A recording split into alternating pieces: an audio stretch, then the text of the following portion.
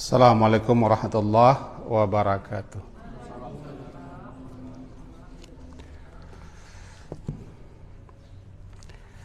Bismillahirrahmanirrahim. Alhamdulillahirabbil alamin. Wa bihi nasta'in ala umurid dunya waddin. Asyhadu an la ilaha illallah wa asyhadu anna Muhammadan abduhu wa rasuluh. Allahumma salli ala Muhammad wa ala ali Muhammad. A'udzu billahi minasy syaithanir rajim. Bismillahirrahmanirrahim. Alif lam mim. Ahasiban nasu ayyutraku ayyaqulu amanna wa hum la yuftanun. Wa laqad fatanna alladhina min qablihim fala ya'lamanna Allahu alladhina sadaqu wa la ya'lamanna al-kadhibin. Surat Al-Ankabut, surat yang ke-29, ayat 1 sampai ayat 3. Alif lam mim. Ahasiban nas. Apakah manusia itu mengira ayyutraku, bahwa mereka dibiarkan saja, ayyaqulu, mengucapkan, mengatakan, amanna, kami telah beriman, wahum la yuhtanun, sedangkan mereka tidak diuji. Walaqad, dan sungguh, fatanna, kami telah menguji, alladzina min qablihim, orang-orang yang sebelum mereka, fala ya'lamanna Allah, maka sungguh mengetahui Allah, alladzina sadaku, orang-orang yang benar, wala ya'lamanna al-kadhibin, dan mengetahui orang-orang yang dusta. Demikian kira-kira lebih kurang terjemahnya. Bapak dan ibu-ibu yang berhadir, awal ayat kedua, ahasiba. Orang terjemahkan ke dalam bahasa kita apakah. Apakah mengira, apakah menyangka, apakah menduga. Manusia itu dibiarkan mengatakan kami beriman, padahal belum diuji. Kata-kata apakah istifham, maknanya taqri' wa taubih, menegur dan mencela sekaligus menyanggah. Jadi pertanyaannya mengarah kepada menegur, mencegah, menyanggah dan mencela. Artinya jangan kamu sampai mengira, menganggap kamu akan dibiarkan saja tanpa diuji kesabaran kamu, keimanan kamu, keistiqamahan kamu, ketawakalan dan seterusnya. Intinya pasti diuji. Setiap siapa yang mengaku beriman pasti diuji. Itu satu, namanya apakah. Kata-kata apakah itu maknanya taqri' wa taubih. Apa taqri'? Menegur, ditegur, disanggah. Taubih, dicela. Apa itu? Menganggap kalau sudah mengaku beriman sudah aman, karena ditegur. Dicela sampai menganggap tidak akan diuji, tidak akan dicoba, tidak akan dibalai. Yang kedua yang kita pahami di sini adalah yuftanun. Yuftanun diterjemahkan dalam bahasa kita diuji. Yuftanun, asal katanya fatana. Fata dan nun, fatana. Nanti menjadi fitnah. Fatana asal mulanya adalah membakar. membakar emas membakar perak supaya bersisih antara emas dengan tembaga.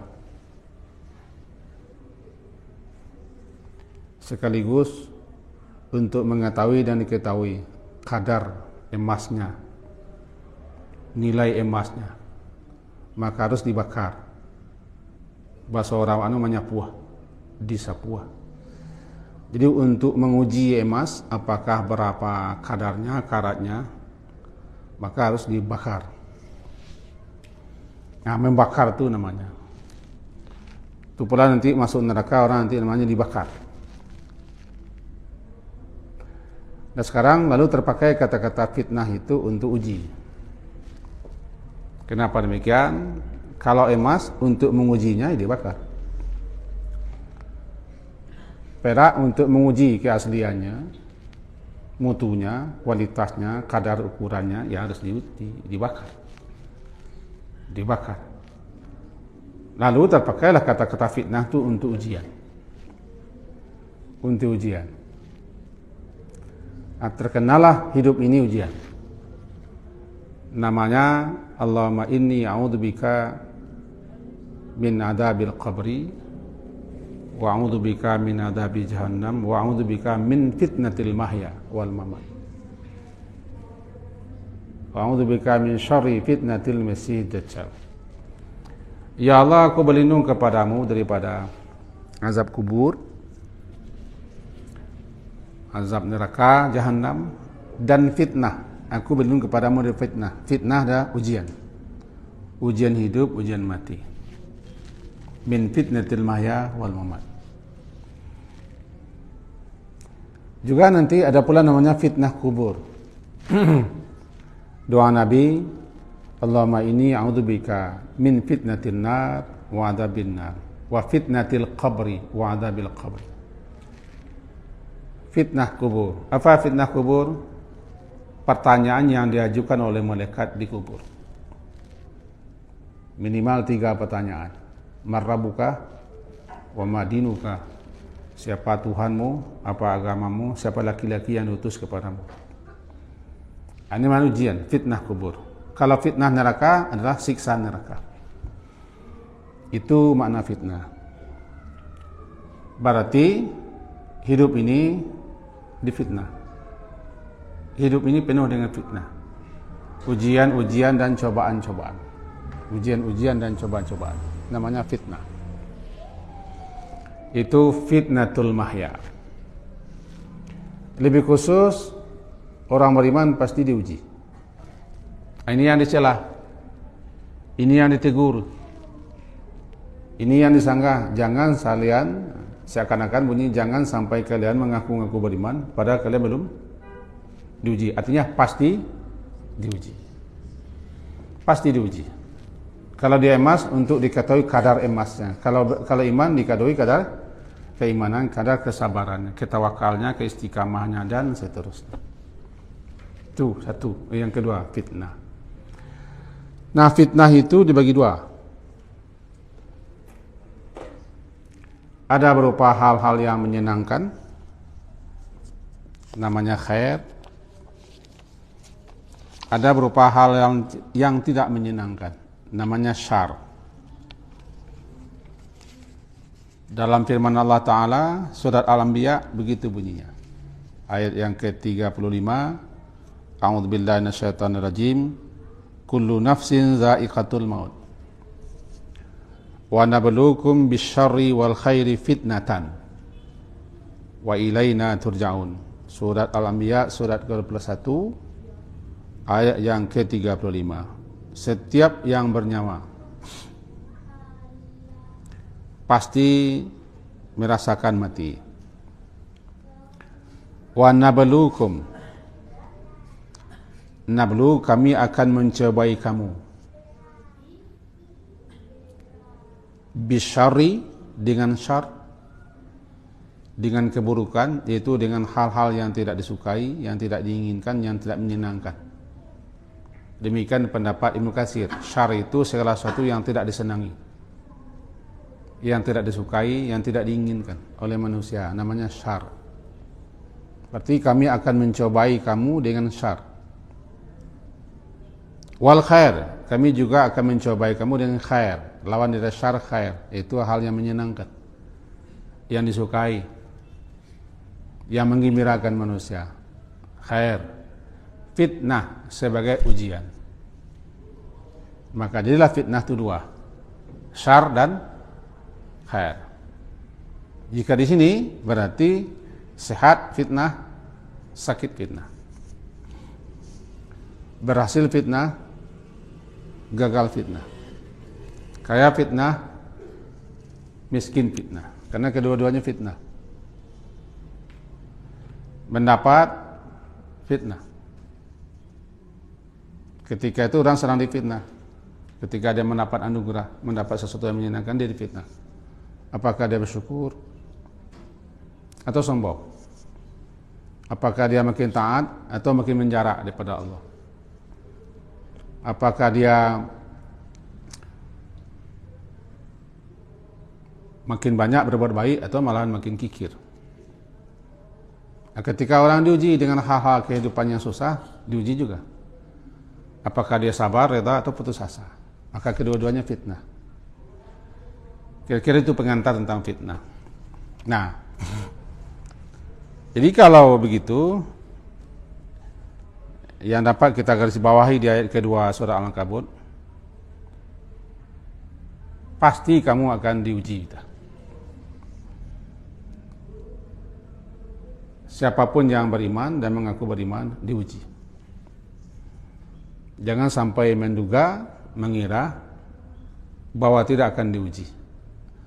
Baik ujian pada diri, pada keluarga, pada harta, dan pada hal-hal yang berkaitan dengan diri kita.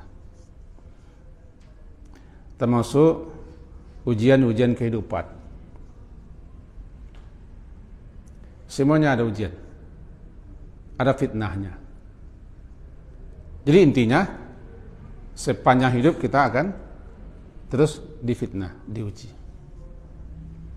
Inilah letak pentingnya kita membaca doa yang diajarkan Nabi, jangan sampai tinggal kata beliau. Meminta kepada Allah, memohon perlindungan daripada 4 hal. Sebelum salam, setelah tasyahud akhir. Azab kubur, azab jahannam, fitnah hidup. Berarti fitnah hidup, kehidupan ini penuh dengan fitnah, ujian-ujian. Fitnah mati, fitnah yang berkaitan hubungan dengan mati, baik sebelum, sedang, ataupun sudah mati. Dan puncak fitnah hidup itu Dajjal. Fitnah terbesar bagi umat adalah Dajjal. Kan? Wa'udzubika min syarri fitnatil masih Dajjal. Tidak satu pun nabi dan rasul yang Allah utus, melainkan setiap nabi dan rasul itu memperingatkan kepada kaumnya masing-masing tentang fitnah Dajjal. Ini ujian.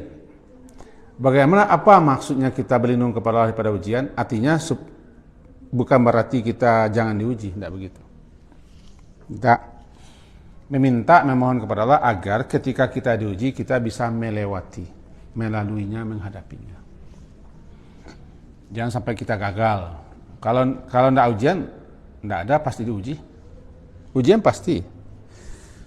Cuma ketika kita sedang diuji, nah bagaimana kita melaluinya. Dengan catatan, kata Nabi SAW, misal dari hadis ya, hadis Mus'ab bin Sa'ad dari ayahnya. Hadis ini diriwayatkan oleh Imam Tirmizi 2322 nomornya. Juga diriwayatkan oleh Imam Ibnu Majah 4023. Bunyinya begini.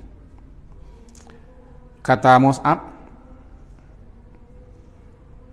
daripada ayahnya itu Sa'ad, saya bertanya ke Rasulullah sallallahu.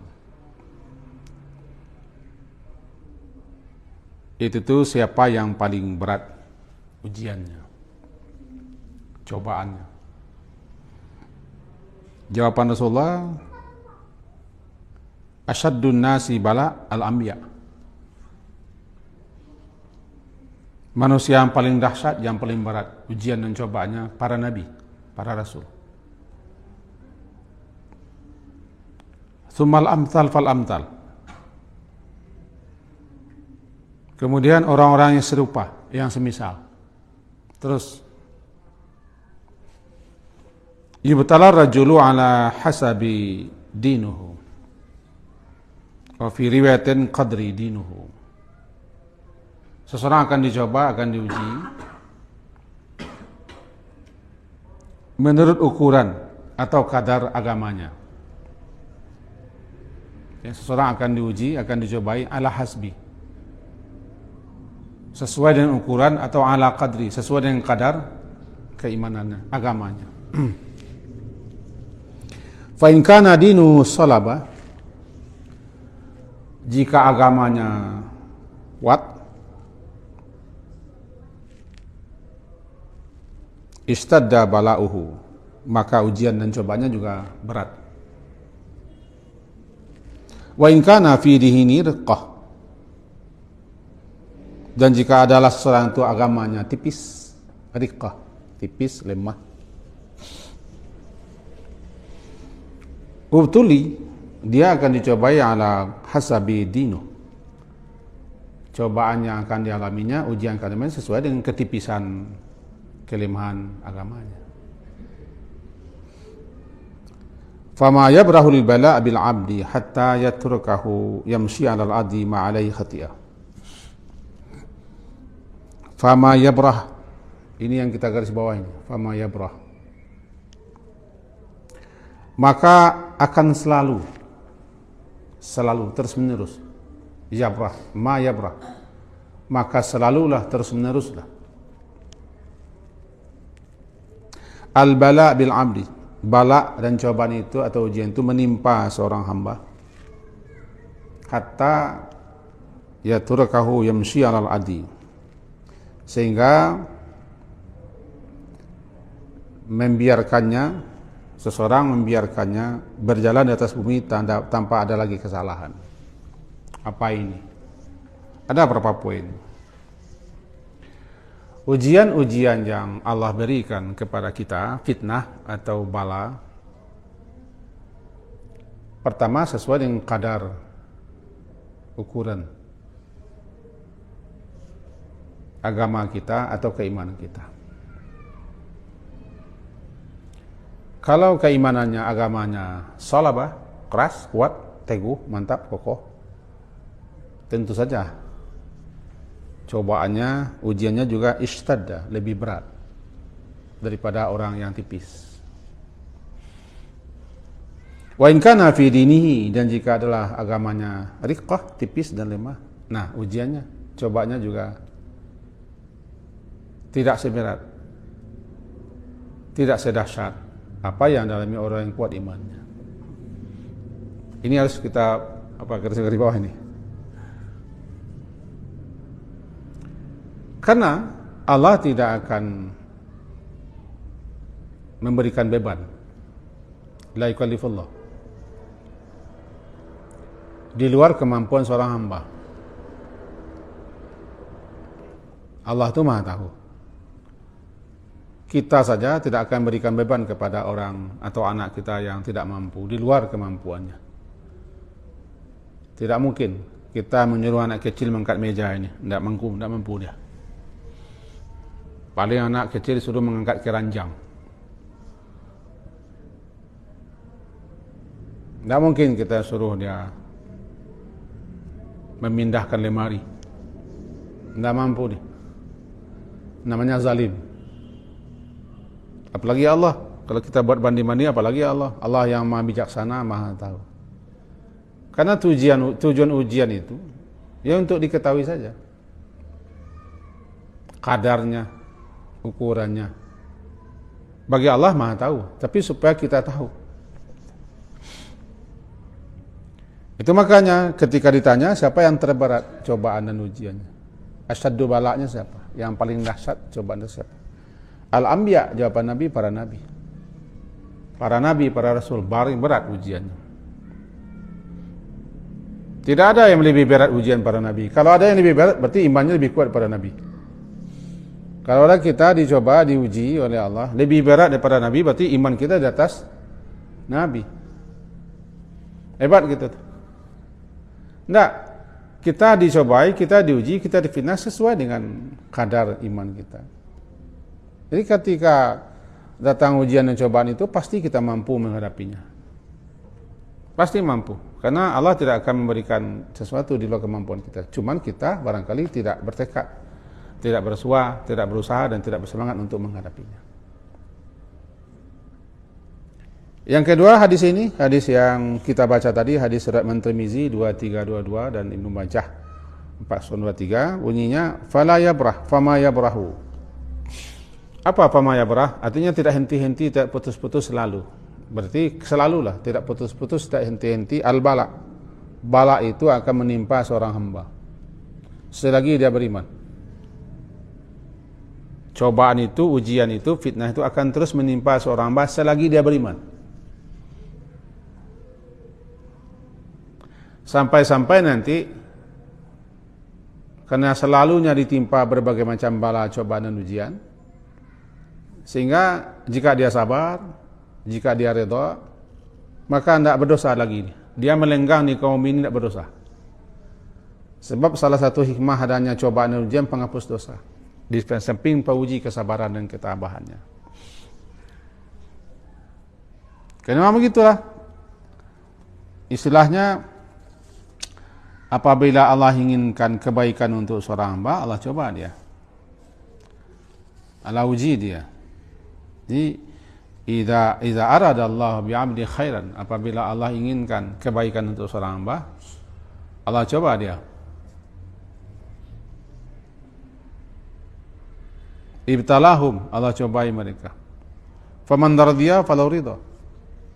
Siapa yang ridha menerima cobaan itu karena dia tahu ini adalah ujian, lalu dia sabar dan ridha menerima, falahu ridha, dia berhak pula mendapat ridha Allah. Wa man sakhita, siapa yang murka ketika dicoba diuji, ya falahu sukhtu, maka dia juga berhak mendapatkan murka Allah. Hadis riwayat Tirmizi 2330. Ini tujuannya ujian itu hanya sekedar untuk itu. Ridha apa tidak? Sabar apa tidak? Tawakal apa tidak? Istiqamah atau tidak? Dan seterusnya. Berganti-ganti ujian. Selagi hidup ada saja ujian.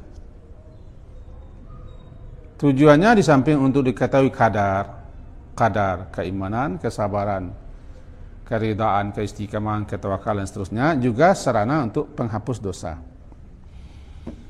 penghapus kesalahan, penambah catatan kebaikannya, dan penaikan derajatnya. Penghapus dosa,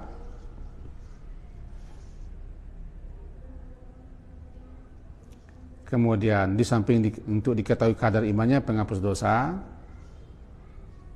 penaikan derajat, penambahan pahala di sisi Allah Subhanahu wa taala. Jika dia sabar, balasan kesabaran itu hanya Allah saja yang kembali. Nanti akan Allah sempurnakan balasan kesabaran bagi yang timpa musibah. Bahkan salah satu yang disesali oleh orang yang tidak berapa mendapat musibah di dunia dulu adalah, di akhirat adalah, kenapa mereka tidak dapat musibah? Karena begitu besar pahala ganjaran yang Allah siapkan untuk orang yang sabar ketika musibah. Salah satu yang disesali dan yang diangankan oleh orang nanti di akhirat, ini dalam kitab Dalailul Falihin, syarahannya, adalah ketika Allah memberikan balasan, memberikan ganjaran kepada orang-orang yang sabar ketika ditimpa musibah, ditimpa ujian. Ketika itu beranganlah orang yang tidak berapa ditimpa musibah. Andaikan saya dulu di atas dunia juga mengalami cobaan-cobaan, musibah-musibah, tentu saya akan mendapat pahala ganjaran yang luar biasa seperti ini. Itu gitu. Begitu tinggi nilai kesabaran, keridaan ketika ditimpa musibah. Nilainya yang Allah persiapkan. Bahkan kesabaran ketika ditimpa musibah itu bisa memperoleh derajat apa yang dicapai oleh ahli ibadah, rajin tahajud, rajin puasa, rajin sedekah. Padahal orang tidak rajin, cuma dia mampu mendapat posisi itu karena dia sabar ketika timpa musibah. Sebab orang yang rajin beribadah untuk sabar. Orang yang rajin banyak beramal saleh untuk sabar. Sebab sabar itu berbeda dengan kerajinan beribadah. Kesabaran berkaitan dengan iman. Nah, kita kembali lagi kepada yang tadi. Suatu kali kata Sa'id bin Al-Khudri ya. Di sini riwayat Imam Majah 4014 bunyinya An-Nabi Sa'id Al-Khudri qal. Dari Abu Sa'id Al-Khudri dia berkata, dakhaltu 'ala Nabi sallallahu alaihi wasallam. Aku masuk menemui Nabi sallallahu alaihi wasallam. Kata Abu Sa'id Al-Khudri. Wa huwa yu'aku. Ketika itu beliau sedang mengalami sakit. Sakit demam. Panas sekali. Kata Abu Sa'id, fa wada'tu yadi alaihi. Aku meletakkan tanganku. Fa wajadtu harrahu baina yadai. Maka aku mendapati panas beliau itu terasa hingga di atas selimut. Hebat panas. Di atas selimut diletakkan tangan sampai panas ke situ. Fauqalihaf. Kata Abu Sa'id, faqultu ya Rasulullah, ma ashaddaha alaika. Ya Rasulullah, alangkah panasnya demamnya menimpamu. Ma asyad, alangkah panasnya. Kata beliau, inna kadzalika. Sesungguhnya begitulah kita ini. Yudha'afu lana al-bala wa yudha'afu lana al-ajr. Ketika cobaan dilipat gandakan, ujian dilipat gandakan. Kalau kita sabar dan tabah, yudha'afu lana al-ajr. Maka ganjarannya, balasannya juga dilipat gandakan. Kata beliau begitu. Lalu Abu Sa'id berkata, kalau begitu Rasulullah, ayun nasi asyaddu bala. Siapa gerangan orang yang lebih berat ujian itu, cobaan itu? Jawab Rasulullah, ketika itu al-anbiya, para nabi. Kemudian dikatakan lagi, siapa ya Rasulullah? Kata beliau, summa as-salihun, para orang saleh. Orang saleh ujiannya tidak sama dengan orang biasa.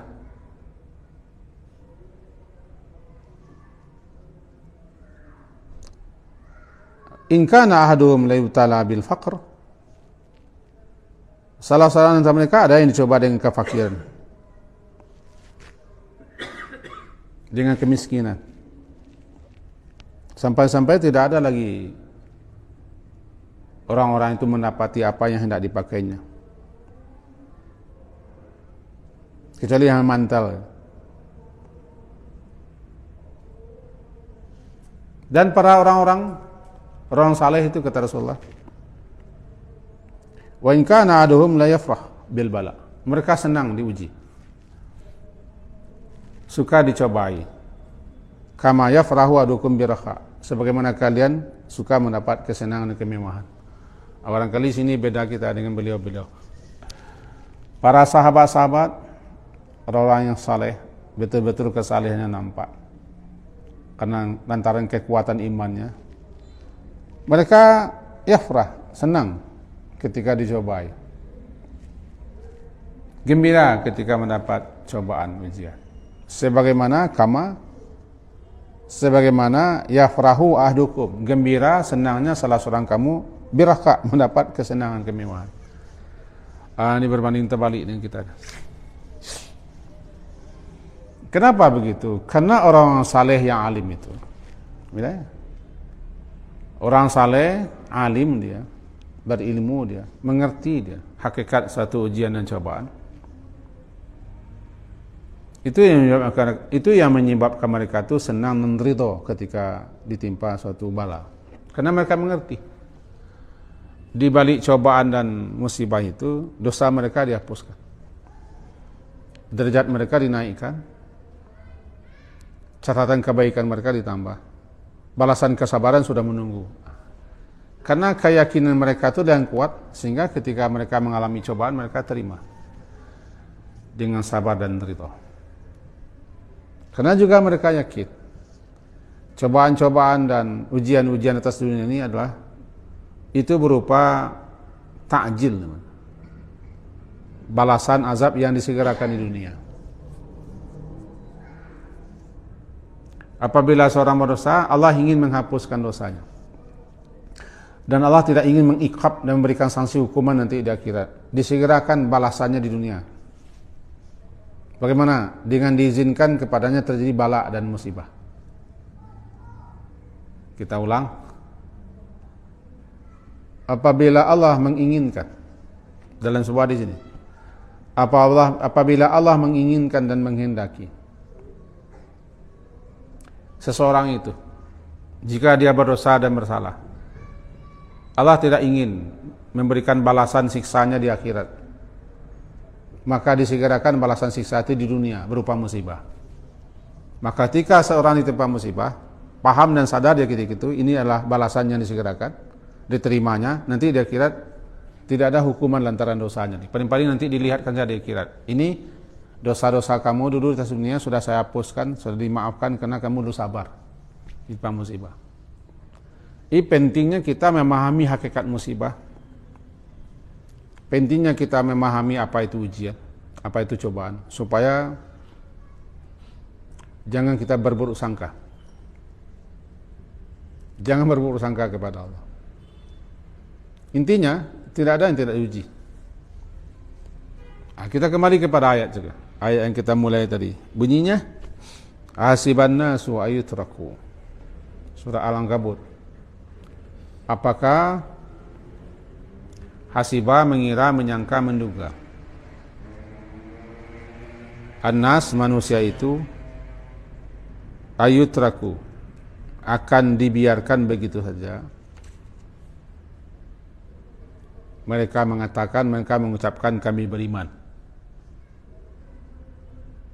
lalu tidak diuji keimanannya, tidak diuji pengakuannya itu. Jangan kalian, hai manusia, menyangka seperti itu. Ditegur, disanggah dan dicela, namanya taubih wa takri' wa taubih. Nah, itu tadi yang kita mulai di sini. Dan ayat keduanya gini. Walaqad, ayat ketiganya, walaqad fatanna alladhina min qablihim. Walaqad, dan sungguh, fatanna alladhina min qablihim. Fatanna, kami juga telah menguji, kami juga telah mencobai alladhina min qablihim, orang-orang yang sebelum mereka. Fala ya'lamanna Allah, maka demi sungguh Allah mengetahui. Alladzina sadaku, orang-orang yang benar, orang-orang yang jujur dalam pengakuan keimanannya. Wa la ya'lamanna al-kadzibin, dan Allah juga mengetahui siapa yang dusta dalam pengakuan keimanannya. Apa ini? Ayat ini menjelaskan bahwa cobaan dan ujian itu bukan hanya kepada kita umat Nabi Muhammad. Orang-orang dahulu kala pun juga mengalami ujian-ujian sesuai dengan keadaan mereka, sesuai juga dengan keimanan mereka dan agama mereka. Intinya bukan kalian saja yang diuji, kira-kira begitu. Bukan kamu saja yang dicobai. Umat terdahulu pun mengalami cobaan, ujian. Prinsipnya sama. Makin kuat keimanannya, makin kuat agamanya, ujiannya makin berat. Tapi jangan lupa, jangan kita mengira ujian itu hanyalah penderitaan. Nah, ini lupa. Yang paling sering kita lupa bahwa ketika kita senang, gembira, sehat, nyaman, mendapat, berlaba, beruntung, pangkat naik, jabatan naik, gaji naik, semua, jangan lupa itu juga fitnah. Ini yang kadang-kadang lupa. Kata Nabi Sulaiman ketika beliau mendapat anugerah luar biasa, apa kata beliau? Hada min fadli rabbi liyabluwani. Ini kan karunia Tuhanku untuk mencobaiku saja. Kata Nabi Sulaiman surah An-Naml, hada min fadli rabbi. Ini yang aku terima ini karunia Tuhan semata-mata, karunia Allah. Liyabluwani. Tuhanku ingin mencobaiku, mengujiku. Ada kesadaran. Nabi Sulaiman, beliau sadar betul ini adalah apa yang Allah berikan kepada beliau. Beliau di samping seorang rasul, raja ya, kaya ya, kuat ya, perkasa ya,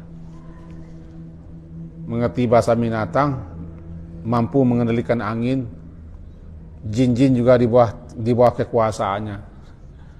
Sehingga ketika beliau di Allah beri anugerah, beliau katakan hada min fadli rabbi. Ini kan karunia Tuhanku. Liyabluwani, agar supaya Tuhanku menguji, mencobaiku, apakah aku bersyukur atau tidak. Jadi jangan lupa, kita sehat, kita senang, kita gembira, kita mendapat, kita berlaba, kita beruntung, kita nyaman, kita tenang. Jangan lupa itu ujian. Di sini letaknya kadang-kadang orang kurang memahami, sehingga yang dikatakannya fitnah itu hanyalah sakit, susah, gagal, atau hal-hal yang tidak disukainya. Padahal kedua-duanya fitnah. Tadi kan sudah kita awali, mendapat fitnah, kehilangan fitnah, berlaba fitnah, merugi fitnah, sehat fitnah, sakit fitnah. Begitu seterusnya. Kedua-duanya fitnah. Yang satu berupa yang khair, yang satu lagi berupa syar. Satu untuk menguji kesyukuran kita, ketaatan kita, takarub kita, dan satu lagi menguji kesabaran kita, keridaan kita. Maka jadilah kedua-duanya fitnah. Wa nabluukum bisyarri wal khairi fitnatan. Jadi yang kita tekankan, jangan lupa ketika kita mengalami hal-hal yang berupa khair itu, jangan lupa kita sedang dalam keadaan diuji. Kenapa begitu? Ya ayat yang bilang begitu. Hadis juga bilang begitu. Maka harus kita tumbuhkan kesadaran diri kita ketika kita mendapat, cepat ingat ini sedang dicoba. Ini sedang diuji.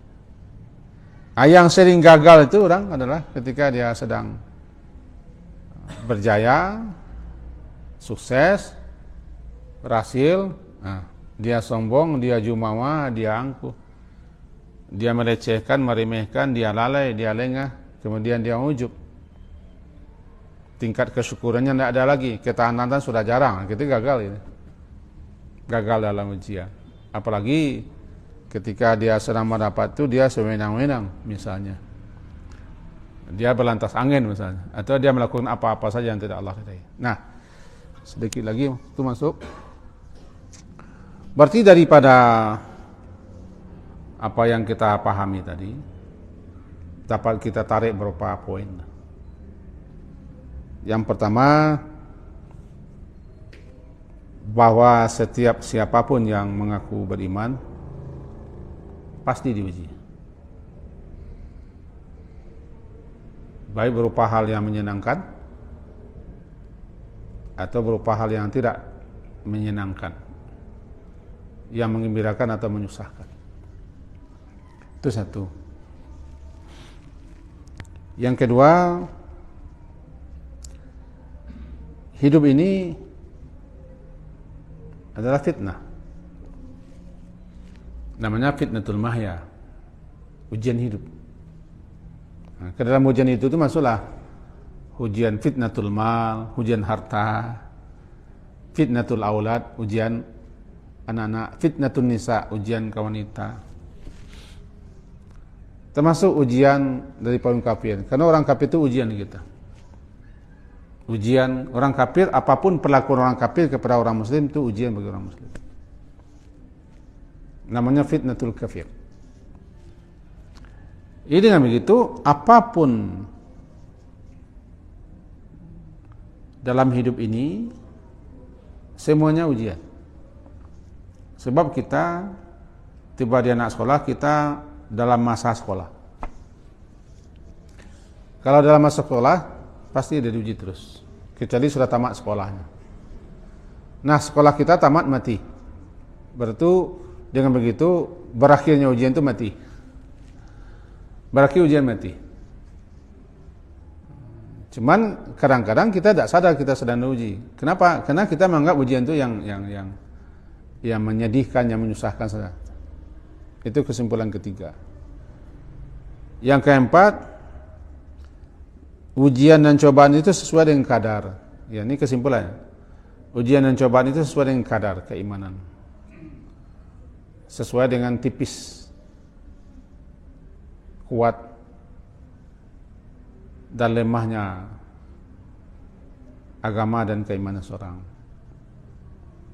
Makanya ujian yang dialami para orang saleh berbeda dengan orang yang awam. Sakitnya pun berbeda. Contohnya Rasulullah, demam beliau 2 kali lipat. Demam yang dialami Rasulullah itu 2 kali lipat daripada demam yang dialami laki-laki dewasa. Kata beliau, itu yang terberat. Bahkan sakratul maut yang paling berat adalah sakratul maut yang dialami Rasulullah. Silakan rujuk pembahasan itu. Karena ya tingkat keimanan beliau sudah sampai kepada tingkat di mana paling berat beliau mengalami. Yang kelima, kita tidak boleh buruk sangka. Karena orang saleh, orang taat itu banyak ujiannya. Kadang kita buruk sangka. Itu lah taat mananya tuh. Lah rajin mana sembahyang tuh. Rajin ngaji. Lah tamat sekolah kamu mana? Tapi bang kau itu yang dalam ini sedang diuji, Pak. Kenapa? Ini sedang diuji lah. Karena ujian yang untuk orang-orang S3 berbeda lah dengan SD. Tidak sama. Jadi kita tidak boleh, jangan sampai kita menganggap, ini tidak boleh ya. Orang yang mengalami ujian berat, dia saleh, dia taat, lalu kita anggap, pola dosa orang tu. Kok itu barik na ujian gini? Padahalnya orang rajin ke surau, misalnya betul bahasa rajin ke surau, taat deh. Tapi bang, kok itu bana? Ia memang sedang diuji. Semuanya sedang S3. Ini kan jadi guru besar. Awak SD, paling tinggi SMP. Apalagi kita menganggap bahwa kita termasuk orang yang telah selesai ujian. Padahal enggak.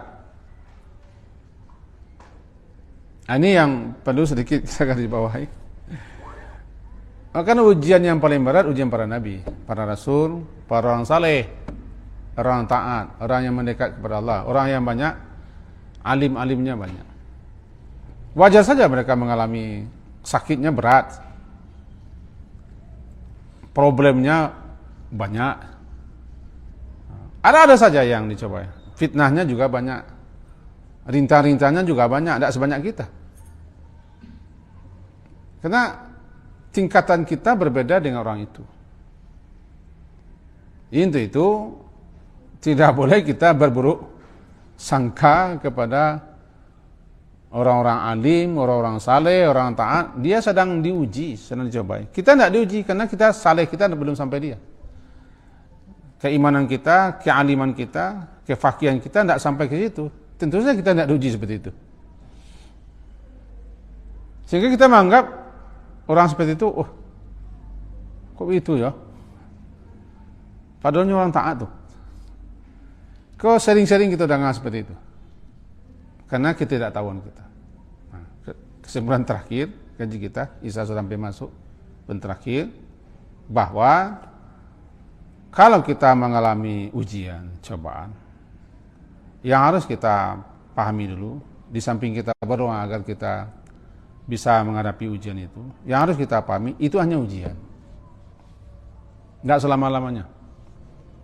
Kita harus sadar, kita sedang dites kesabaran kita atau ketaatan kita. Karena hidup itu adalah ujian, tidak ada yang tidak diuji. Itu makanya ahasiban nas. Apakah itu maknanya teguran, sanggahan dan celaan. Jangan sekalian mengira tidak akan diuji, pasti diuji. Kira-kira begitu kaji kita malam hari ini. Sering-seringlah berdoa kepada Allah agar kita dijaga, dipelihara, dilindungi, dan bisa sukses selamat menghadapi setiap ujian yang datang kepada kita dengan doa yang Raja Nabi itu, minimal yang tadi, Allahumma inni a'udzubika min azabi jahannam wa min adzabil qabri wa min fitnatil mahya wal mamat wa min syarri fitnatil masjid. Sekian, semoga ada manfaat dan faedahnya untuk kita semua. Diakhiri, subhanakallah walhamdika asyhadu an la ilaha illa anta astaghfiruka wa atubu ilaik. Sallallahu alaihi Muhammadin wa ala alihi sahbihi jama'in. Alhamdulillah. Assalamualaikum warahmatullahi wabarakatuh.